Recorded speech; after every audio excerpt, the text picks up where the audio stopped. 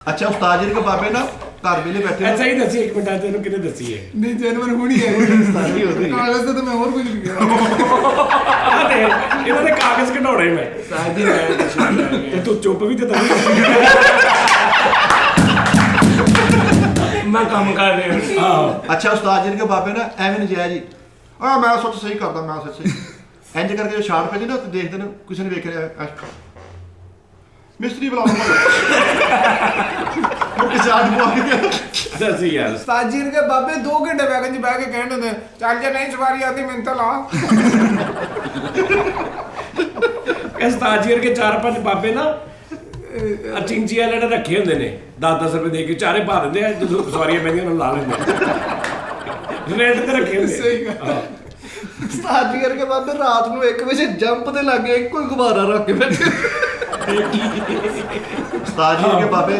उठन लगना नाल दे बाबे दा सिर लेना मैं निकलदा भी ਉਹਨੂੰ ਛੋੜ ਦੇਣਾ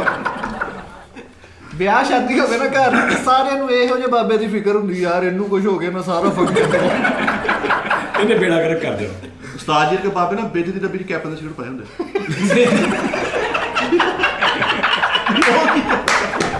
ਲੱਗ ਲੱਗ ਸਾਜੀਰ ਕੇ ਬਾਬੇ ਤੋਂ ਹਰ ਬੱਚਾ ਖਿਜਾ ਜਾਂਦਾ ਹਰ ਬੰਦੇ ਪੁੱਛੀ ਜਾਣਾ ਤੂੰ ਛਪੀਕ ਦਾ ਮੁੰਡਾ ਹੈ उस्ताद जी के बाबे ਦਾ ਰਾਤ ਨੂੰ ਮੂੰਹ ਖੋਲ ਕੇ ਸੌਂਦੇ ਤੇ ਆਪਣਾ ਤਵੀਜ ਮੂੰਹ ਚੋਂ ਨਾ ਆਇਆ ਤਵੀਜ ਵੀ ਲੁਕਾਇਆ ਨਾ ਚੁੱਪ ਕਰਕੇ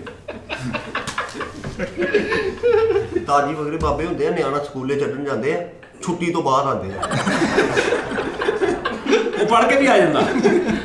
अपनी बेगम को चंडा खा के ही ऐसी को बेहतरी है नहीं और जवाब दे सच यार छोटा स्पीकर तेरे याद ले आ गया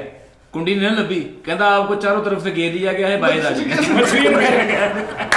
ਇਹਨੂੰ ਡਾਕਟਰ ਨੇ ਕਿਹਾ ਭਾਬੀ ਦਾ ਅਲਟਰਾਸਾਊਂਡ ਹੋਣਾ 17 ਸਾਊਂਡ ਵਾਲੇ ਲੈ ਗਏ ਉਹ ਤੇ ਕਹਿੰਦੇ ਹਾਂਜੀ ਇੱਕ ਵਧਾ ਦੇ ਵੀ ਉਸ ਵਿਚਾਰੇ ਨੂੰ ਕੀ ਪਤਾ ਇਹ ਵੀ ਅਲਟਰਾਸਾਊਂਡ ਕਰਨ ਲੱਗ ਪਿਆ ਸਾਜ ਜੈਲੀ ਲੱਭੀ ਉੱਥੇ ਮਕਈ ਦਾ ਆਟਾ ਮਿਲਣ ਦਿਆ ਉਹ ਬਾਕੀ ਤੇ ਹੱਥ ਲੈ ਨਹੀਂ ਆਪ ਹੀ ਨਹੀਂ ਸਿੱਧਾ ਹੁੰਦਾ ਗਏ ਤੇ ਤੂੰ ਹੈ ਹੀ ਪੱਥਰ ਦਾ ਮੈਨੂੰ ਤਾਂ ਪਤਾ ਹੀ ਕਿਸੇ ਗੱਲ ਦਾ ਤੈਨੂੰ ਤਾਂ ਕਾਮੇਡੀ ਦਾ ਸੈਂਸ ਹੀ ਨਹੀਂ ਹੈ ਤੈਨੂੰ ਤਾਂ ਹੁਣ ਕਿਤਾਬ ਲਿਖੀ ਨਾ ਤੇਰੇ ਹਿਸਾਬ ਨਾਲ ਕਾਮੇਡੀ ਤੇਜ਼ ਪੱਤੀ ਵਾਲੀ ਹੋਣੀ ਚਾਹੀਦੀ ਹੈ ਹਾਂ ਅੱਛਾ ਹਾਲੇ ਵੀ ਉਹ ਤੂੰ ਬਹਿ ਤੂੰ ਸਾਡੇ ਚ ਬੈਠਾ ਆਰਟਿਸਟ ਮੁਦੱਬਰ ਹੋ ਉਹੀ ਹਿਸਾਬ ਆ ਵੀ ਇਹਨੂੰ 5 ਵਜੇ ਛੁੱਟੀ ਚਾਹੀਦੀ ਹੈ ਤਾਏ ਤੇ ਗਾਚੀ ਵਾਲੇ ਕਹਿੰਦਾ ਸਾਡੇ ਕੋਲ ਦਾਤੀ ਮੰਮੀ ਪਈ ਹੈ ਇਹਦੇ ਕੋਲ ਤੂੰ ਸਾਲ ਇਹਦੇ ਕੋਲ ਯਾਰ ਉਹਦੀ ਗੱਲ ਮਿਠਾਈ ਮੈਂ ਲੈ ਲਿਆ ਮਜ਼ਾ ਇਹਦੇ ਕੋਲ ਸਾਲ ਬਾਅਦ ਅਸੀਂ ਸਾਨੂੰ ਤਾਂ ਲੈਂਦੇ ਇਹਦੇ ਕੋਲ ਸਾਲ ਬਾਅਦ ਦਾ ਕੈਪਟਨ ਸਿਗਰਟ ਮੰਗੇ ਨੇ ਤਾਂ ਤੇਰਾ ਇਹੀ ਕੰਮ ਰੋਜ਼ ਦਾ ਓਏ ਬਸ ਕਰ ਦੇ ਅੱਧੀ ਡੱਬੀ ਤੇਰੀ ਲੈਵਾ ਲਿਆਉਣਾ ਤੇਰੀ ਲੈਦਾ ਡੱਬੀ ਲਿਆਉਣਾ ਕਹਿੰਦਾ ਦਾਦੇ ਦੇ ਗਾਚੀ ਮੰਨ ਕੇ ਕਹਿੰਦਾ ਸਾਡੇ ਕੋਲ ਜ਼ਾਤੀ ਮੰਮੀ ਹੈਗੀ